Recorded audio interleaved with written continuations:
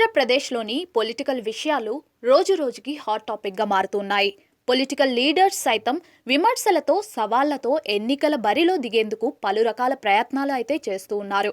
ముఖ్యంగా అధికార party YCP, ప్రతిపక్ష పార్టీ టీడీపీ, జనసేనల మధ్య పోటాపోటీగా మాటల యుద్ధం జరుగుతోంది.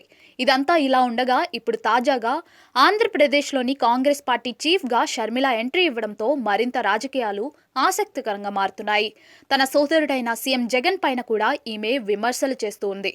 ఈ క్రమంలోనే తన సోదరి ఏపీ కాంగ్రెస్ చీఫ్ షర్మిల వ్యాఖ్యలకు సీఎం జగన్ ఇండైరెక్ట్ గానే కౌంటర్ వేశారు. నిన్నటి రోజున ఉరవకొండలో బహిరంగ సభను ఏర్పాటు చేసిన సీఎం జగన్ ఆంధ్ర రాష్ట్రాన్ని విడగొట్టిన పార్టీకి తాజాగా చంద్రబాబు అభిమాన సంఘంగా చేరారని పరోక్షంగా షర్మిల పైన కూడా విమర్శలు చేయడం జరిగింది. హైదరాబాద్ లో ఉండి టీడీపీ అధినేత చంద్రబాబుకు స్టార్ క్యాంపెయిన్ గా పనిచేస్తున్నారు అంటూ కూడా ఎద్దేవా చేయడం జరిగింది. చాలా మంది జాకీ పెట్టి చంద్రబాబును లేపేందుకు చాలా కష్టపడుతున్నారంటూ సెబ్రలు వేశారు ఏపీ సీఎం జగన్.